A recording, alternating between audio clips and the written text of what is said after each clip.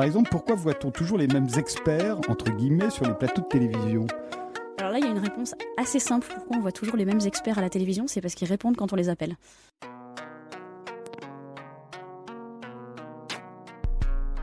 L'idéal des intellectuels, c'est qu'ils ont le temps. Bon, ils ont le temps, Platon le disait déjà, la scolée, ça veut dire à la fois le loisir et l'école. Bon, alors ce sont des hommes d'école qui peuvent prendre le temps de réfléchir, d'interroger, de réfléchir sur eux-mêmes, sur les autres, etc. Et de ce fait, ils peuvent rendre explicites des choses implicites.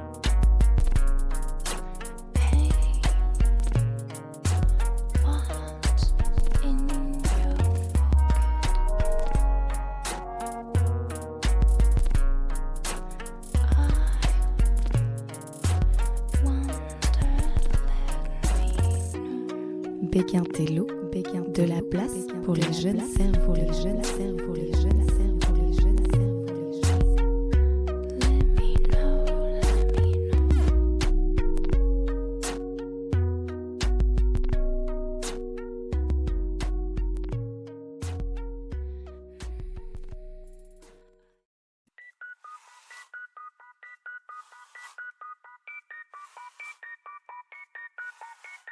Bienvenue pour ce 4e épisode de Béguin-Tello, l'émission qui donne de la place aux jeunes cerveaux.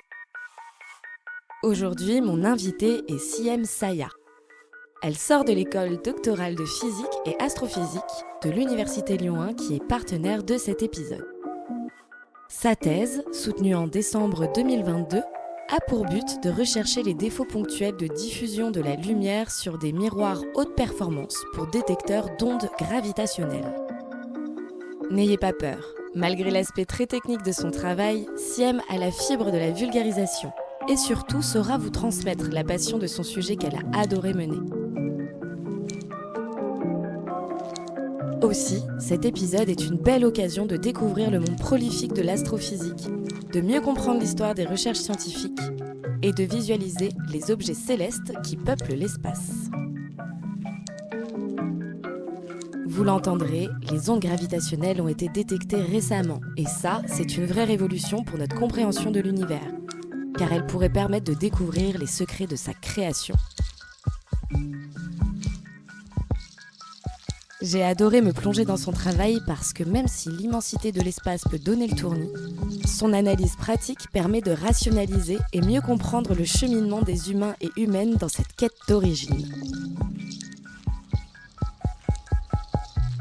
Siem a la volonté d'être précise dans ses explications et ne laisse rien au hasard.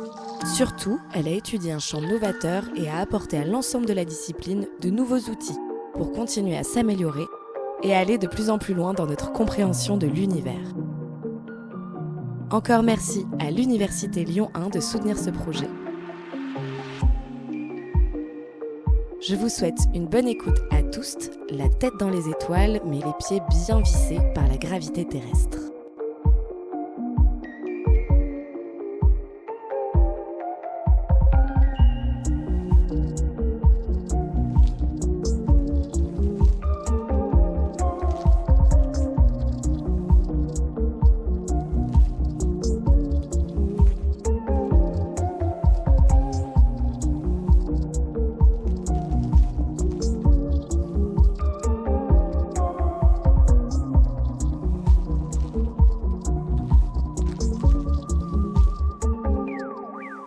Bonjour Siem.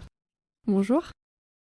Est-ce que tu pourrais commencer cette émission numéro 4 de Béguin-Tello par te présenter un petit peu et nous raconter qui tu es et qu'est-ce que tu as fait à l'Université Lyon 1 récemment?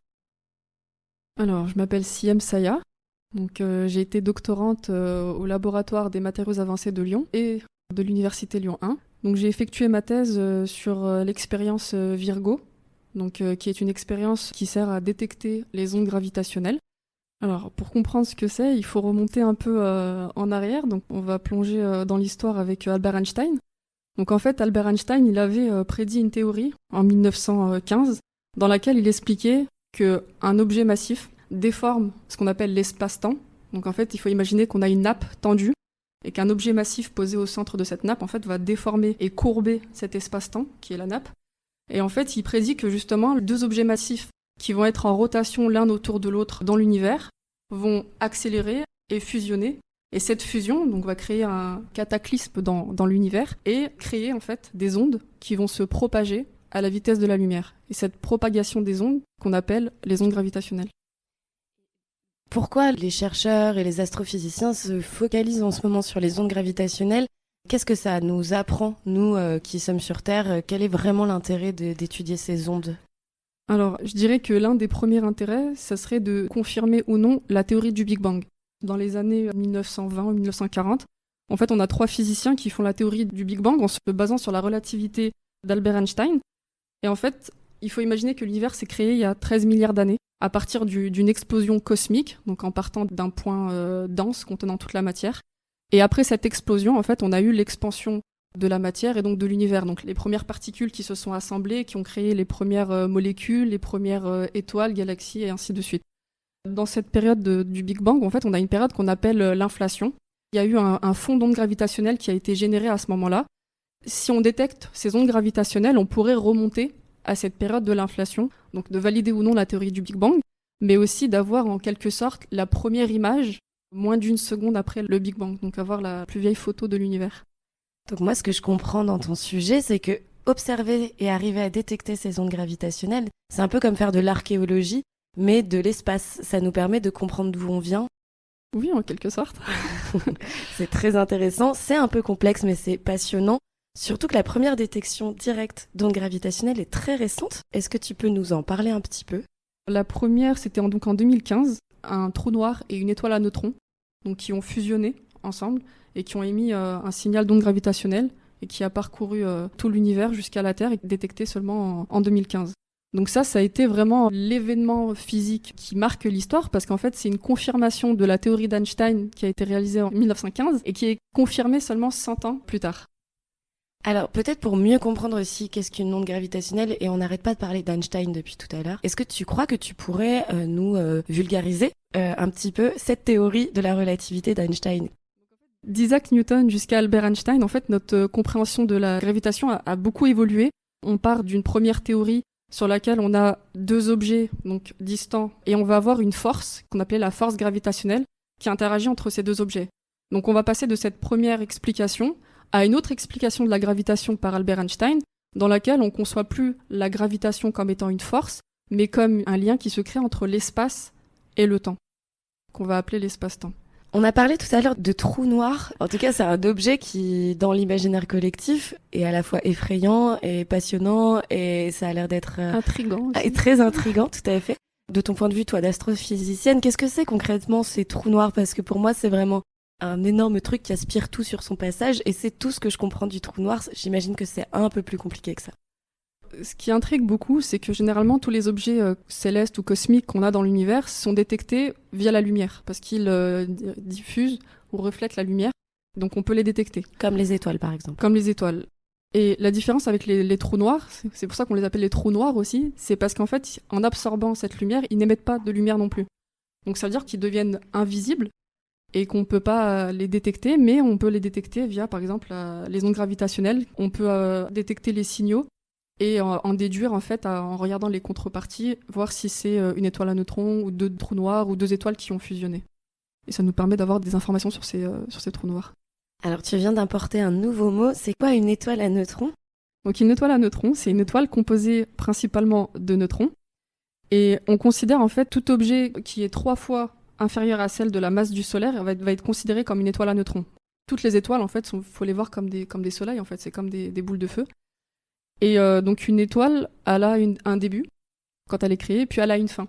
Quand une étoile est en fin de vie, elle va avoir ce qu'on appelle un effondrement gravitationnel. C'est comme s'il se repliait sur elle-même et elle va mourir. Et en fait, quand une étoile meurt, elle devient ce qu'on appelle un trou noir. Très intéressant. Donc en fait, un trou noir, c'est finalement une étoile morte, quelque part. Exactement. D'accord. Donc en fait, c'est les mêmes objets célestes, c'est juste que c'est pas les mêmes moments de leur vie. Exactement. Et donc toutes les étoiles qu'on peut observer par exemple à l'œil nu la nuit dans un endroit qui n'est généralement pas dans un gros centre urbain, ce sont toutes des étoiles à neutrons ? Généralement les étoiles elles nous apparaissent tous comme des points lumineux, donc je pense pas qu'on puisse pas distinguer si c'est une étoile à neutrons ou pas. Donc, si je comprends bien, grâce aux ondes gravitationnelles qu'on a détectées vraiment très récemment, donc en 2015, ça fait vraiment très peu d'années, la théorie de la relativité d'Einstein a été validée 100 ans plus tard. Et on a pu avoir plus d'informations sur plein d'objets célestes qu'on avait du mal à comprendre. Et donc toi, l'objectif de ta thèse et de ton long travail de 3 ans et demi, ça a été de mettre en place des outils et des techniques pour pouvoir observer ces ondes gravitationnelles et pouvoir les détecter. Surtout, c'est la première étape. Il y a 3 détecteurs actuellement qui existent sur le monde. Ils sont aux États-Unis et en Italie. Est-ce que tu penses que tu pourrais nous schématiser leur fonctionnement ? Comment on fait en fait pour détecter sur la Terre une onde gravitationnelle ? Pour détecter une onde gravitationnelle, on utilise des détecteurs géants. On peut faire l'analogie avec des microphones géants. Une onde gravitationnelle, c'est une vibration de l'espace-temps. Donc on peut imaginer que c'est le son qui se propage. Et on utilise des microphones géants, des interféromètres de Michelson géants, qui vont servir à détecter ces ondes.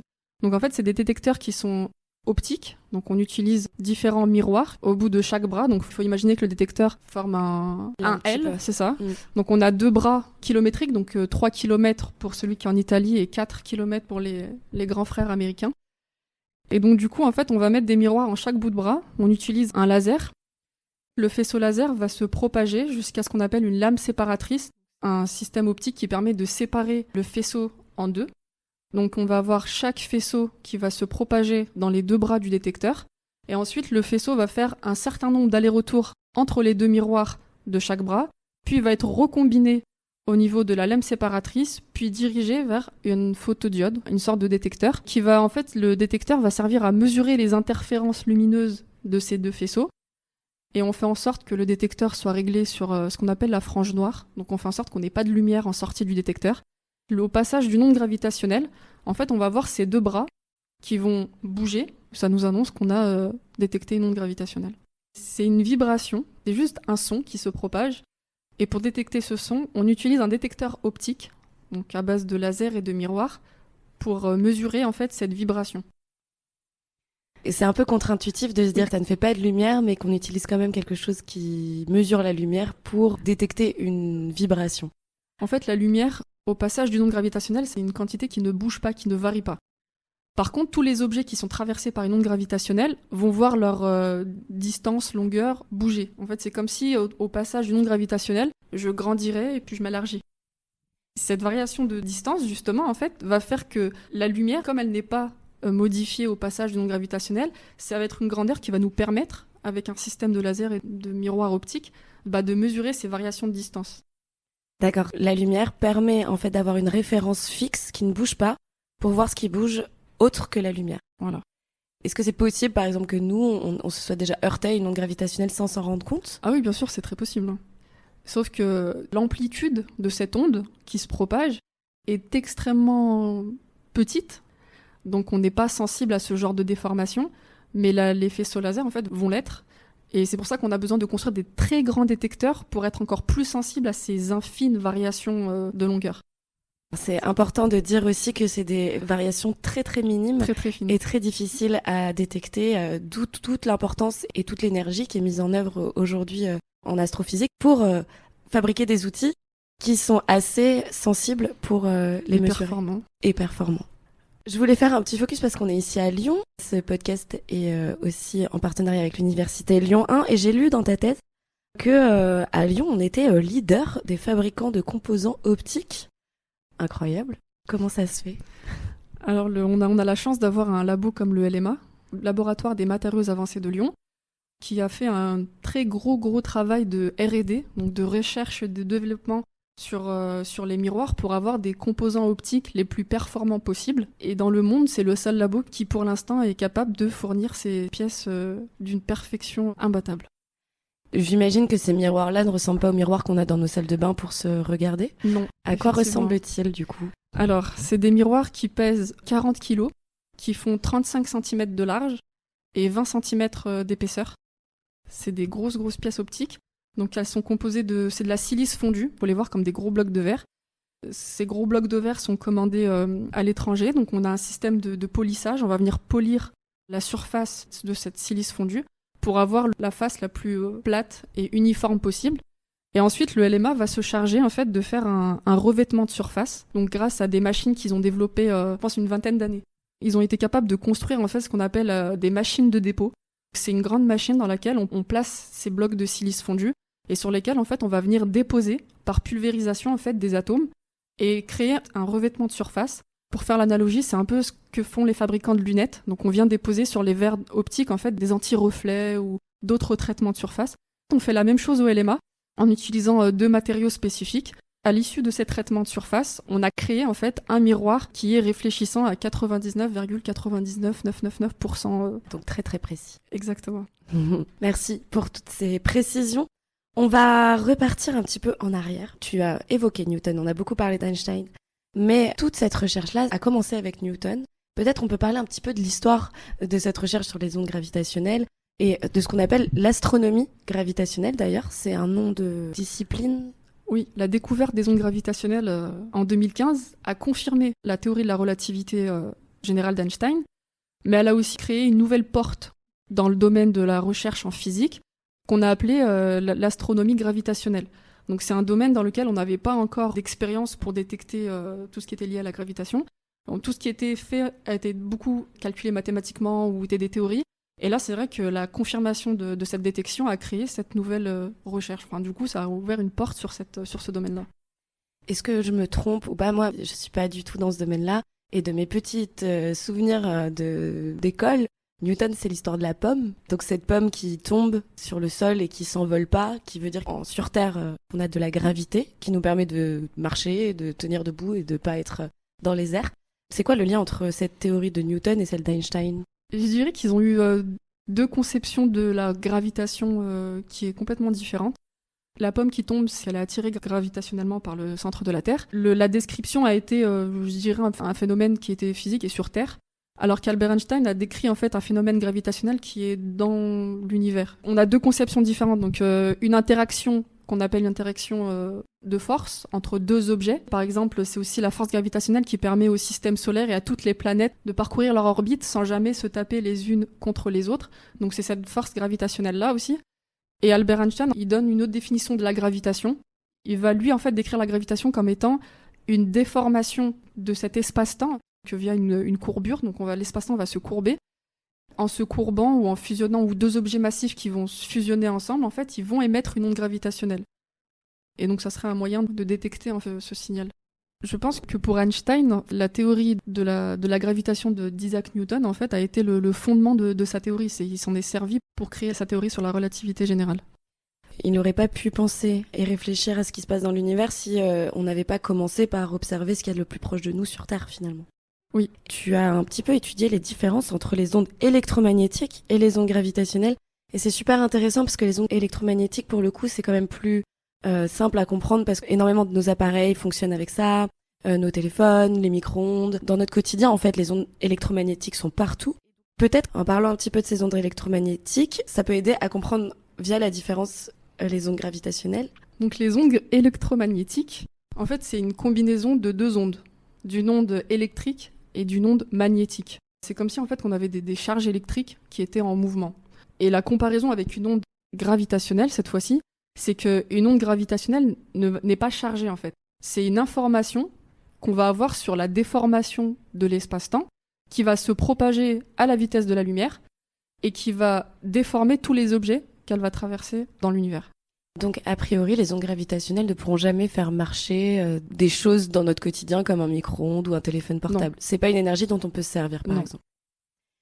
Ce que j'ai vu aussi comme grosse différence entre les ondes électromagnétiques et gravitationnelles dans ton travail, c'est que les ondes électromagnétiques, qui étaient donc les premières qu'on a un peu découvertes et dont on s'est servi sur Terre, permettent de remonter jusqu'à 380 000 ans après le Big Bang, tandis que les ondes gravitationnelles, c'est vraiment, en théorie en tout cas, pourrait permettre de remonter à quelques secondes après le Big Bang, donc être beaucoup plus précise sur la création de l'univers. Et c'est pour ça que ça a été un grand événement dans l'astrophysique de les détecter en 2015.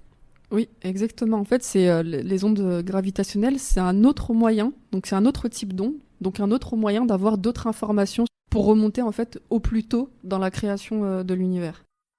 Donc c'est vrai que les ondes électromagnétiques, donc la lumière est une onde électromagnétique, donc elle nous donne une information, donc sont facilement détectables. Il suffit d'avoir un télescope ou des détecteurs assez performants pour les détecter. Par contre, les ondes gravitationnelles, comme elles n'émettent pas de lumière, en fait, ça a été un nouveau challenge pour essayer de détecter des ondes qu'on ne voit pas.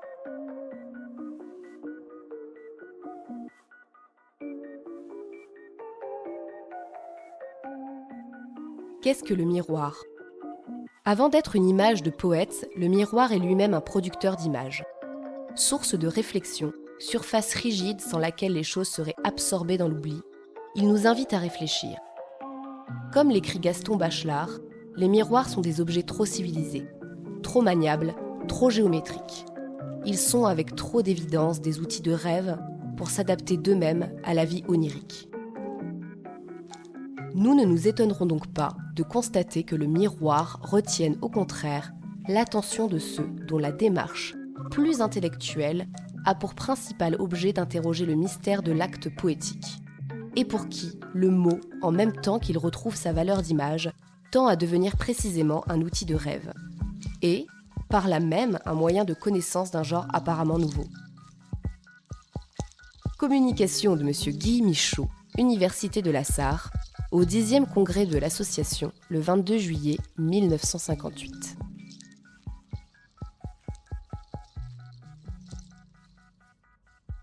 Maintenant qu'on a un peu mieux cerné qu'est-ce qu'une onde gravitationnelle et quel est l'intérêt pour nous de les détecter, il y a une partie de ton travail où tu as décrit 4 types d'objets qui émettent des ondes gravitationnelles pour savoir d'où elles viennent, en fait d'où elles partent. Le premier objet, ça s'appelle la coalescence binaire. Est-ce que tu peux nous expliquer ce que c'est ? Alors, la coalescence binaire, moi, c'est ce que j'appelle un peu la valse cosmique. En fait, ça va être la danse entre deux objets cosmiques. Donc, ça peut être une étoile à neutrons et une étoile à neutrons. Donc, système binaire, donc un système de deux objets célestes. Ou alors, deux trous noirs ensemble. Ou alors, récemment, on a détecté une fusion entre un trou noir et une étoile à neutrons. Donc là, on a un système composé de deux objets différents. Et en fait, on va avoir ces deux objets qui vont graviter l'un autour de l'autre. Plus ils vont tourner l'un autour de l'autre, donc plus ils vont se rapprocher, donc la vitesse va accélérer. Et ils vont se rapprocher jusqu'à fusion. C'est cette fusion-là donc, qui crée je dirais une explosion dans l'univers et qui crée en fait cette onde gravitationnelle qui va se propager. On les détecte encore, il me semble, une vingtaine par semaine d'événements. On a beaucoup évolué depuis la première détection. Et l'expérience LIGO et Virgo, en fait, mettent à jour, alors je ne sais plus si c'est annuellement ou pas, mais ce qu'on appelle des catalogues.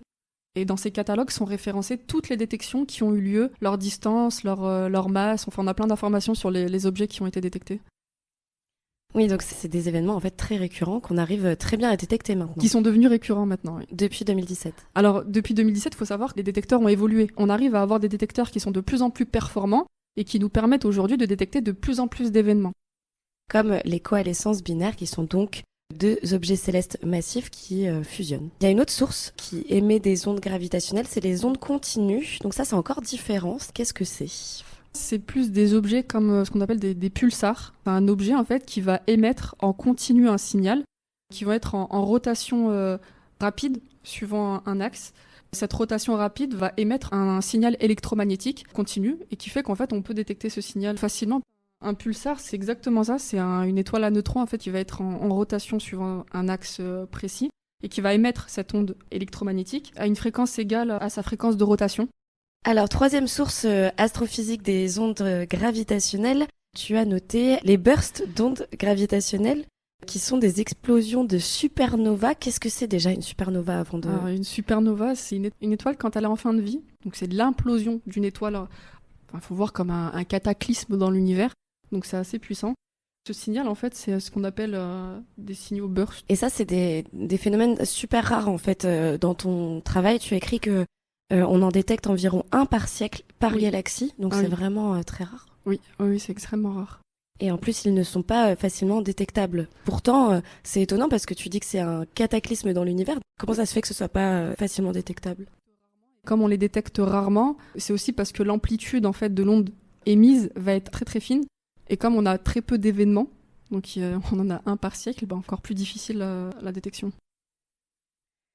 Quatrième et dernier objet, source d'ondes gravitationnelles, c'est le fond de bruit stochastique. Est-ce que je le dis bien ? Oui. C'est ça, stochastique. Donc c'est une superposition d'ondes gravitationnelles émises par un grand nombre d'événements qui créent un fond cosmique d'ondes gravitationnelles, c'est-à-dire C'est un peu les reliques d'ondes gravitationnelles depuis les premiers instants de l'univers. Pouvoir détecter ce type d'ondes, c'est pouvoir avoir une première image de l'univers dans ses premiers instants, comme dirait des résidus ou des reliques qui sont là depuis le début de la création de l'univers. Et ça, alors j'imagine que les astrophysiciens aimeraient beaucoup en apprendre plus sur ces objets-là en particulier. Je dirais peut-être que c'est le but ultime, donc on y travaille. On travaille pour réussir à détecter ce type d'ondes. Les ondes gravitationnelles, ce qui nous permet de détecter, par exemple, le dernier exemple 2017, des ondes qui sont à 1330 millions d'années, c'est parce qu'en traversant l'univers, elles ne se déforment pas et elles ne s'atténuent pas, et qui nous permet de remonter en fait aussi loin dans le début de l'univers. Donc l'histoire des recherches expérimentales des ondes gravitationnelles ont commencé par des débats théoriques en 1920 et en 1960. Est-ce que tu peux nous expliquer dans quel contexte les premiers détecteurs se sont créés ? Effectivement, entre 1920 et 1960, en fait, tous les débats qui ont eu lieu entre les physiciens pour résoudre les problèmes liés à la gravitation ont été purement mathématiques et théoriques. En fait, on n'avait pas d'expérience qui pouvait prouver en fait l'existence ou confirmer ce que donnaient les équations. En 1957, il y a eu ce qu'on appelle la conférence de Chapel Hill. Donc moi, je l'appelle The Conférence. Elle a eu lieu en Caroline du Nord, qui a réuni tous les physiciens de l'époque. Il y a eu plein de discussions sur différents sujets et problématiques de la physique. Il y a eu l'intervention de Félix Pirani, des débuts de recherche qu'il faisait, lui, sur la gravitation. Ce discours, en fait, a beaucoup intrigué un physicien en particulier qui s'appelle Joseph Weber. Tout de suite à cette conférence, a essayé, en se basant sur les équations d'Albert Einstein, à vouloir créer une première expérience pour détecter ces ondes gravitationnelles. Très rapidement après cette conférence, donc en 1960, qu'il publie déjà un premier papier, parce qu'il a déjà l'idée de construire son premier détecteur. Le premier détecteur qu'il va créer, c'est un gros cylindre d'aluminium qui sera suspendu avec des fils. Il espère, avec ce premier détecteur, détecter les premiers signaux d'ondes gravitationnelles. Et ce qui va se passer, c'est qu'il ne va pas détecter d'ondes gravitationnelles avec son expérience. Il faut imaginer donc dans son laboratoire, donc dans le Maryland, un cylindre en aluminium qui pesait presque une tonne et demie. Il est suspendu, donc il va être isolé sismiquement, donc des bruits du sol. Mais par contre, en fait, il va pas être isolé des bruits environnement. Si on fait tomber quelque chose à côté ou s'il y a du bruit à côté, en fait, ça ajoute du bruit. Et donc, en fait, le détecteur n'est pas sensible. Et donc, du coup, sur le même principe, il va créer un nouveau détecteur qui va baser à 1000 km du premier, en Aragon, donc c'est pas loin de Chicago. L'idée, c'est d'avoir 2 détecteurs pour avoir une corrélation entre les signaux détectés par l'un et par l'autre. Il va déclarer avoir détecté les ondes gravitationnelles, mais au final, c'est pas vraiment ce qu'il avait détecté. La fréquence de ces détecteurs n'était pas assez sensible à un signal d'onde gravitationnelle avec une amplitude aussi faible.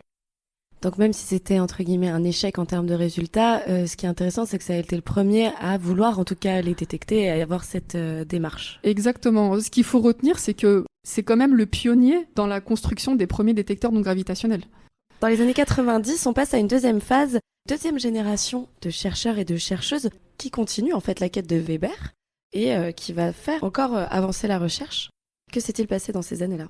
Alors, en se basant sur l'expérience de Joseph Weber, les physiciens ont pris la même expérience et en fait, ils ont essayé d'optimiser le détecteur.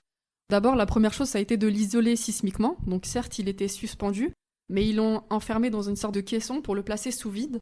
C'est quelque chose qu'on utilise beaucoup en physique en fait, parce que mettre un instrument sous vide, ça l'isole déjà pour tout ce qui est des vibrations, des flux d'air, puis même de bruits qui peuvent être liés à différentes choses en instrumentation.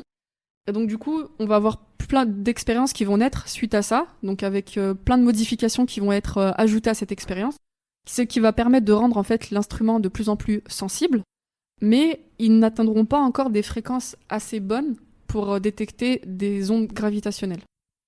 Donc il y a une petite amélioration j'ai lu que ça s'appelait des chambres cryogéniques sous vide. Oui. Faut imaginer comme quelque chose qui est sous vide en fait, tout simplement, comme on peut le faire avec les aliments. Alors il y a 2 choses. La première, c'est qu'on met l'instrument sous vide, donc on va pomper l'air. Quand on dit qu'on a des pompes cryogéniques, c'est aussi parce qu'en fait on met à froid. Et généralement on descend des températures qui sont de l'ordre du Kelvin ou du millikelvin, très très froides. Ça nous permet aussi de s'affranchir d'autres bruits, de gagner aussi en sensibilité. Suite à ces différentes expérimentations dans les années 90 qui ont l'air d'être un peu disparates, mais en tout cas il y a eu plein de tests dans ces années-là, il y a l'IGEC, donc la collaboration internationale d'événements gravitationnels qui s'est créée, c'est ça ? Dans le domaine de la recherche, les collaborations sont une obligation en fait pour pouvoir avancer. On ne peut pas faire de la recherche tout seul. On est obligé d'avoir d'autres avis, d'autres visions, d'autres regards sur l'expérience, qui nous permet de toujours de s'améliorer et de pouvoir faire des découvertes. Et donc après, dans les années 2000, et notamment grâce à cette collaboration internationale d'événements gravitationnels, il y a 5 détecteurs qui vont être créés. Et en parallèle, il y a les premiers détecteurs à laser interférométrique qui permettent de mesurer les interférences lumineuses entre 2 vaisseaux laser réfléchis par des miroirs. Donc c'est beaucoup plus proche de toi ce que tu as fait en fait en termes de terrain. Comment sont nés ces premiers détecteurs et comment fonctionnaient-ils ? En fait, il y a 3 physiciens, donc Moss, Miller et Robert Forward.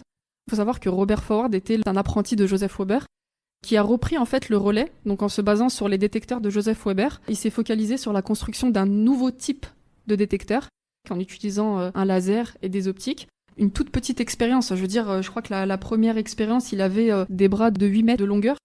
Alors qu'actuellement, c'est 4 km. 4 km américains et 3 km pour les Européens. Donc c'était vraiment un petit prototype, très prometteur. Donc du coup, après, il y a d'autres physiciens qui sont encore plus connus, donc qui ont été les prix Nobel en 2017. Donc c'est Rainer Weiss du MIT, en fait, qui va reprendre le relais et qui va, lui, cette fois-ci, agrandir le détecteur en mettant encore plus d'optique. Donc cette fois-ci, on va utiliser des vrais miroirs qui réfléchissent mieux la lumière. On agrandit les distances. Rainer Weiss, en fait, il va proposer un vrai interféromètre. Il va être le premier à vraiment faire tout le design et toute la description des différents bruits qui peuvent nuire à l'expérience et à vraiment construire et puis à mettre en marche ce premier détecteur. Et tout ce travail, en fait, va lui valoir plus tard le prix Nobel parce que grâce à ce travail, ça nous a permis de détecter la première onde gravitationnelle. Tous les outils dont on parlait tout à l'heure de première génération, seconde génération, qui est ces formes cylindriques, sous vide, etc., qui n'ont jamais donné le résultat escompté. Et en parallèle, donc, le physicien dont tu parles, qui a en fait mis en place les premiers observatoires dédiés à la détection de la vibration de l'espace-temps. C'était vraiment un défi technologique pour l'époque, c'est complètement fou. Oui, bien sûr. Oui, bien sûr.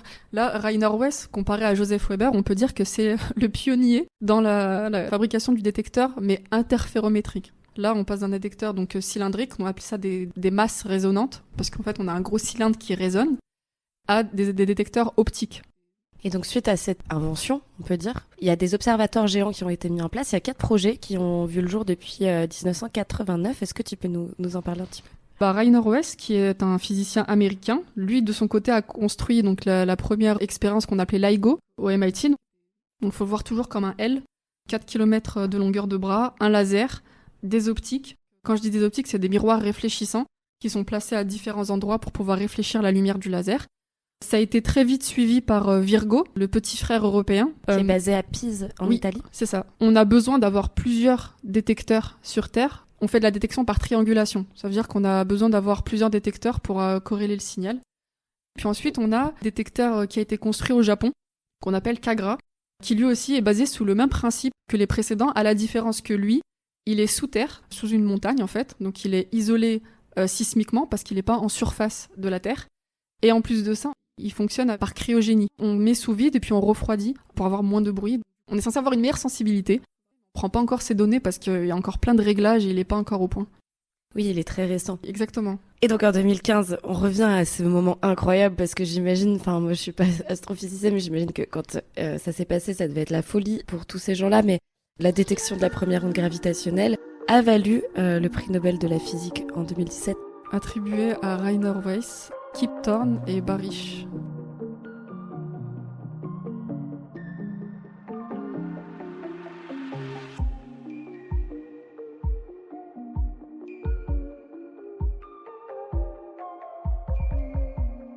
Un homme qui s'aimait sans avoir de rivaux, passait dans son esprit pour le plus beau du monde.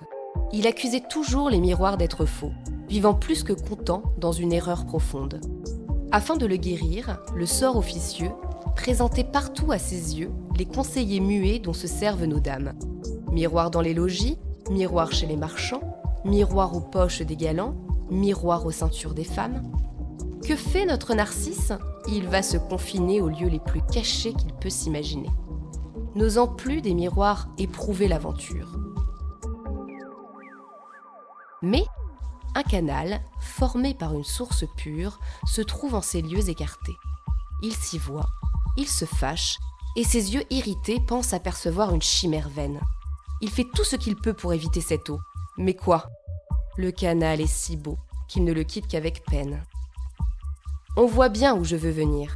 Je parle à tous, et cette erreur extrême est un mal que chacun se plaît d'entretenir. Notre âme, c'est cet homme amoureux de lui-même. Tant de miroirs, ce sont les sottises d'autrui. Miroirs de nos défauts, les peintres légitimes. L'homme et son image, poème de Jean de La Fontaine.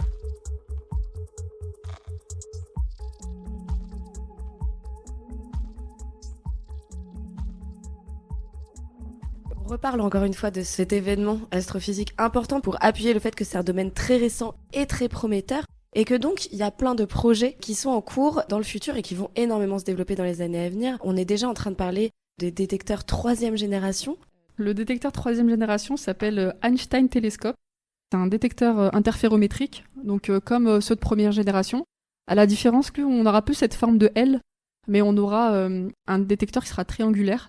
Et ce détecteur-là, la différence, c'est que donc, la forme change, le principe reste le même. Cette fois-ci, on le construit sous terre pour s'affranchir des bruits sismiques. On gagnerait énormément en sensibilité en construisant ce détecteur. Et on espère en fait, détecter encore plus d'événements qui seront encore plus loin que ceux détectés actuellement. Einstein Telescope, c'est E.T., c'est Einstein Telescope. On s'amuse bien en astrophysique. J'ai vu qu'il y avait aussi Cosmic Explorer, ça c'est un projet plutôt des États-Unis. Oui, mine de rien, il y a toujours cette concurrence entre Américains et Européens. Donc Einstein Telescope, ça serait vraiment le projet européen, et pour concurrencer le projet européen, on aurait Cosmic Explorer du côté américain. On a besoin d'autres détecteurs pour les nouvelles générations et pour corréler les signaux. Il y a aussi les observatoires spatiaux, donc ça c'est des outils de mesure aussi, des détecteurs, mais qui sont dans l'espace et qui gravitent autour de la Terre. C'est ça.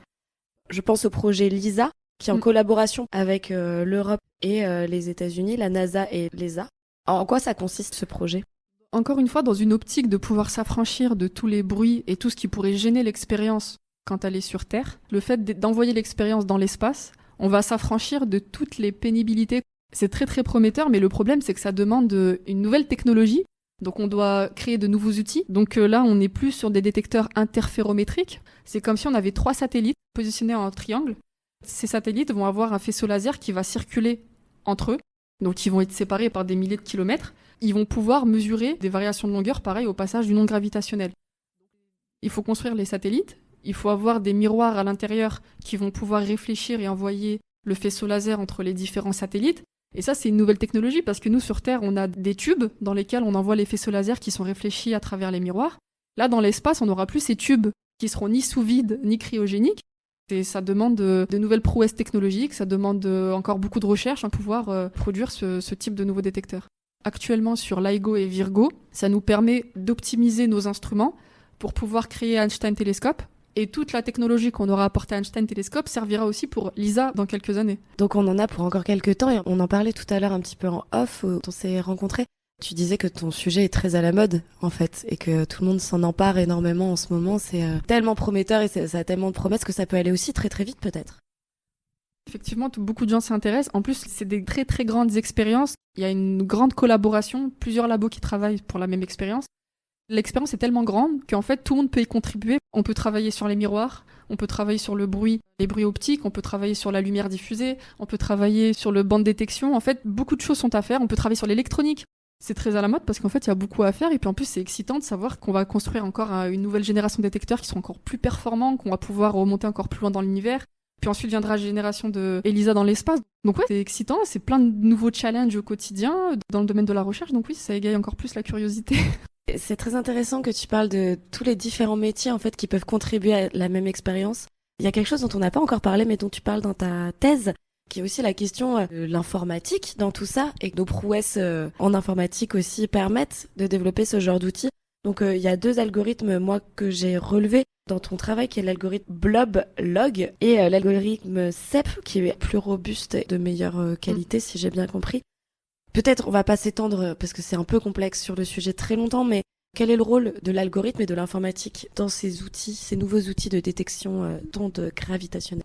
L'informatique, bien sûr, elle a une part très importante. Donc on a besoin d'informatique pour faire des simulations. Avant de construire des bancs outils ou avant de construire n'importe quel instrument, on a besoin de faire des simulations. On a besoin d'algorithmes. Les data scientists, les physiciens qui font de l'analyse de données, sont les personnes qui vont collecter toutes les données qui sortent du détecteur et ils vont analyser toutes ces données, de quel type de source émanent ces ondes gravitationnelles qui ont été détectées.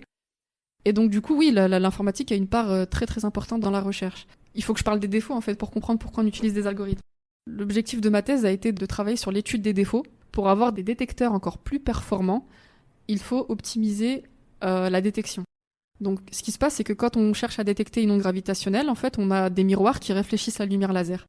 Sauf que ces miroirs, qui sont parfaits et qui réfléchissent à 99,99% la lumière, ne sont pas si parfaits que ça. Ils ont des imperfections en surface qu'on appelle des défauts ponctuels. Et c'est ces défauts-là que j'ai dû étudier pendant ma thèse pour comprendre d'où ils venaient, leur origine, et ensuite essayer de les réduire au maximum ou de les éradiquer pour avoir des miroirs parfaits à 100%.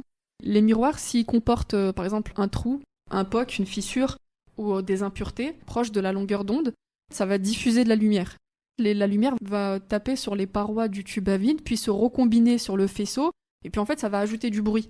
Quand ça ajoute du bruit, on perd en sensibilité au niveau du détecteur. Ça brouille la détection. Exactement. Donc du coup, le but c'est de réduire ces défauts optiques. Alors c'est des défauts en fait qu'on ne voit pas. Si vous observez un miroir d'onde gravitationnelle, le miroir il est transparent. Donc vous n'allez pas vous voir à travers le miroir, contrairement au miroir de salle de bain où vous pouvez voir votre reflet. Là, on peut pas voir notre reflet parce qu'en fait, on réfléchit uniquement dans l'infrarouge. Il faut utiliser ce qu'on appelle des microscopes optiques. Moi, ce que j'ai utilisé, c'est un profilomètre optique, mais vous voyez ça comme un microscope géant qui nous permet en fait de venir scanner la surface du miroir. Il va faire une image de chaque champ. Il faut voir ces images comme, par exemple, quand vous regardez un ciel étoilé. Donc, vous voyez un fond noir avec des points brillants. Et donc, du coup, l'algorithme qu'on a créé, il a permis en fait de retraiter toutes les images les unes à la suite des autres. On va pouvoir compter les défauts qui sont sur chaque image. On va pouvoir calculer le diamètre, la taille de ce défaut, combien il y en a sur chaque zone de l'image. Et puis après, à plus grande échelle, pouvoir faire une statistique sur toute une surface de miroir. Donc ça, c'est des infos qu'on n'arrivait pas à avoir. Donc l'outil, en fait, il n'existait pas avant ma thèse. Et donc on en a eu besoin pour pouvoir faire des stats sur les pièces qu'on sort du laboratoire. Donc toi, tu as participé au développement de cet algorithme qui permet de déterminer en fait la taille des défauts. C'est ça. Donc grâce à un physicien de l'IP2I avec qui on a collaboré, on a créé ce premier algorithme. Moi, j'ai une question qui est un petit peu naïve peut-être, mais est-ce que c'est dur à utiliser, à manier un énorme... Tu parles d'un énorme microscope, est-ce que j'ai du mal à me rendre compte? Non, c'est pas si immense que ça, mais c'est pas les microscopes habituels, les binos qu'on a l'habitude d'utiliser en TP. Le directeur du labo qui m'a formé au début de ma thèse pour l'utilisation de l'instrument. Toute la phase où il faut déjà poser le miroir, faire les réglages. Donc une fois qu'on a placé l'échantillon, on fait ce qu'on appelle une première étape, ça s'appelle la carte de focalisation. Donc on va faire un scan pour régler ce qu'on appelle le tilt. En fait, on cherche à avoir la surface la plus plane possible avant de faire une détection de défauts. Et en éclairant en champ sombre, donc en lumière rasante, les défauts, donc les imperfections qui sont présentes en surface de l'échantillon, qui vont réfléchir la lumière. Et l'objectif qui est utilisé par le microscope, en fait, il va collecter la lumière diffusée par ces défauts et placer un point brillant et dire que voilà, à ce moment-là, on a de la réflexion, donc on a un défaut à cet endroit-là. Donc il y a vraiment ces deux étapes. La première, c'est on essaye de rendre plan l'échantillon, puis la deuxième étape, on fait la détection de défauts. Puis ensuite, c'est un software informatique, donc il nous sort les images dans lesquelles il a détecté tous les défauts. La première étape de réglage, elle dure à peu près une quinzaine de minutes, quand tout se passe bien. Et la deuxième étape, donc le scan entier de l'échantillon. Moi, j'ai travaillé sur des petits miroirs de 1 pouce, donc ça fait 25 mm de large. Ça me prenait 1 heure pour faire un scan. Et quand on veut scanner les grands miroirs des détecteurs, donc de Virgo et de LIGO, donc les miroirs font 35 cm de large. Et cette fois-ci, en fait, le scan avec l'instrument va durer 48 heures.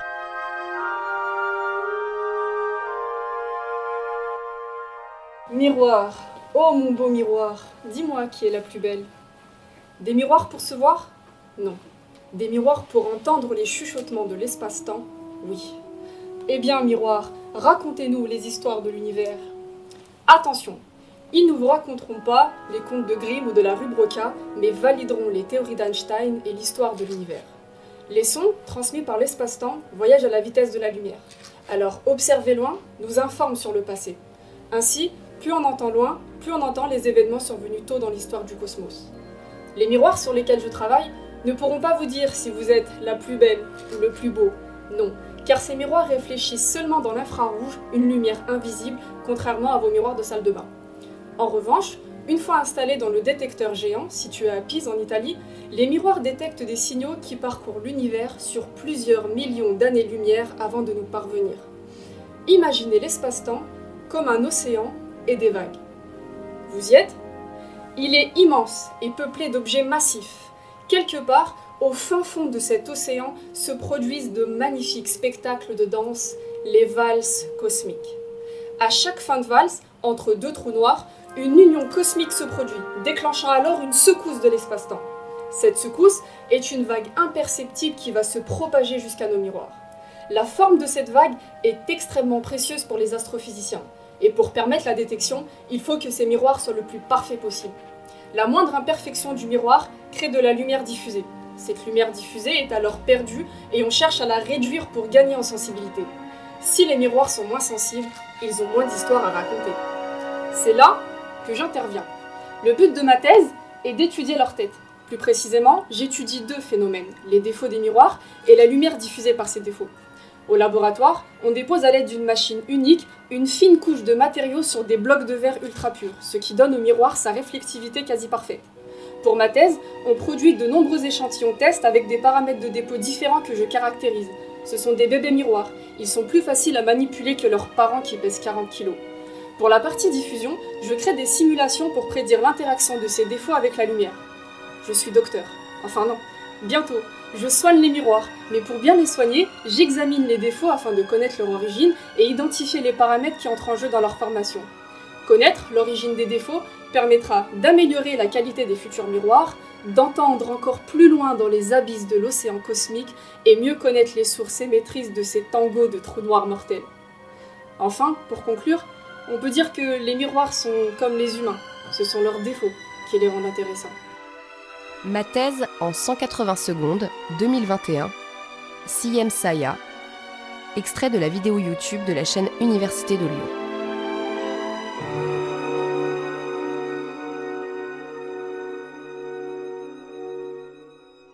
Tu termines ton travail avec plusieurs directives pour la détection des défauts des appareils qui permettent de détecter les ondes gravitationnelles. Tu en as mis 7 différentes. Quelles sont pour toi, peut-être on va pas détailler les 7, mais les plus importantes? Elles le sont toutes. Évidemment. Elles le sont toutes. Alors, quelle est la logique, en fait, peut-être principale de ces 7 directives? Alors, ce qu'il faut comprendre, c'est que dans l'étude des défauts, donc ça a été un travail, j'ai pas envie de dire, pionnier un peu, parce que personne n'a jamais fait ce travail sur l'étude des défauts. Donc j'ai dû défricher un peu le sujet et d'essayer de voir... avoir une étude assez carrée et une conduite assez propre pour pouvoir détecter les défauts et pour les comprendre surtout, pour mieux interpréter. Et ce qu'il faut comprendre, c'est qu'en fait, quand on travaille au LMA, donc on travaille en salle blanche, donc c'est une salle où l'air est filtré, pas avoir de poussière et d'impuretés qui viennent se poser sur les surfaces, parce qu'on va être extrêmement sensible aux impuretés. J'ai pu démontrer pendant ces 3 ans et demi qu'en fait, on a besoin d'avoir une vraie ligne de conduite pour détecter ces défauts, pour être sûr que ce que j'étudie sont bien des défauts et pas des impuretés. Parce qu'en fait, si on se met à compter des poussières, en fait, ça fausse un peu le... Moi, ce qui m'intéresse, c'est des défauts qui sont micrométriques, donc de l'ordre du micron. C'est vraiment une catégorie précise et spéciale que j'ai étudiée. Et pour bien être sûr de toujours étudier ces mêmes styles de défauts, en fait, j'étais obligée d'élaborer en fait, un protocole pour être sûr de ne pas me tromper à chaque fois pendant mes mesures. Donc ce microscope géant est sensible aux vibrations. Donc en fait, quand on avait des claquements de porte, quand on a des gens qui marchent sur le plancher aux alentours de l'instrument, ça peut perturber la détection de l'instrument. Ensuite, on a les échantillons qui sont nettoyés avant mesure. On n'est jamais à l'abri de déposer des poussières dessus ou des impuretés. Donc il faut être sûr qu'après les mesures, l'échantillon soit renettoyé pour passer sur l'instrument suivant pour faire les mesures de diffusion. Donc tout ce protocole que j'ai établi, en fait, il est super important. Je me suis vite rendu compte que pour étudier ces défauts, c'est tellement un travail minutieux que si on ne suit pas le protocole à la lettre, en fait, on peut pas être sûr de ce qu'on peut obtenir comme résultat. Donc tu as mis en place quand même un espèce de mode d'emploi d'observation des défauts. C'est ça, de détection et d'observation des défauts. En tout cas, c'est une des premières études des propriétés microscopiques des défauts ponctuels dans le revêtement des miroirs d'observation d'ondes gravitationnelles. Peut-être pour terminer, pour ouvrir un petit peu notre discussion, ce qui est flagrant dans ton travail, c'est que il y a une grande richesse de ton sujet et qui suggère encore plein de nouvelles idées en fait à explorer. On a l'impression que c'est le point de départ de quelque chose de tellement plus grand, de tellement plus vaste et qui va aller très très vite. Est-ce que tu as cette sensation-là aussi ? C'est un sujet qui a été extrêmement intéressant pour moi. J'ai vraiment adoré mon sujet et il est très prometteur parce qu'en fait, la problématique des défauts va devenir géante pour les prochaines générations de détecteurs. Donc on va avoir un laser plus puissant, on va avoir des plus grandes longueurs de bras, on va être sous terre et en fait, il faut être sûr que les miroirs qu'on va construire pour les futures générations, qui vont être aussi plus grands, donc on va passer de 35 cm à 55 cm de large, qu'il faut être sûr que ces défauts en fait ne posent pas problème par la suite. Et c'est super intéressant et puis on apprend plein de choses et puis en plus on optimise les miroirs, donc on appelle ça des miroirs à faible perte, ils réfléchissent très bien et on a moins de pertes optiques et ça nous permet de concevoir des optiques qui sont de plus en plus performantes, qui vont pas que aider pour les détecteurs gravitationnels, pour toutes les autres expériences de physique qui peuvent utiliser des miroirs à faible perte, comme par exemple les études en physique quantique, qui ont besoin en fait d'avoir des pièces aussi parfaites. Donc c'est très prometteur pour les ondes gravitationnelles, mais au final ça va servir pour d'autres expériences en physique qui utilisent des miroirs à faible perte. Le fait que tu aies vraiment focalisé ton sujet sur l'outil qui permet de détecter les ondes gravitationnelles peut ouvrir à une nouvelle étape après la détection qui est celle de l'interprétation et peut-être de la réponse à cette grande question: comment s'est créé l'univers et d'où vient-on toutes et tous? Merci pour l'invitation et de me permettre de mon super sujet de thèse sur lequel j'ai beaucoup aimé travailler. Merci à toi Siem de m'avoir accordé tout ce temps et d'avoir bien voulu vulgariser ton sujet. Bien sûr, nous n'avons pas pu être aussi précises que l'était ta thèse et bien sûr j'invite toutes et tous ceux qui nous écoutent, s'ils souhaitent approfondir, d'aller lire ton travail peut-être, qui va être publié. Ah oui, avec grand plaisir. Merci encore 1000 fois Siem. Merci à toi.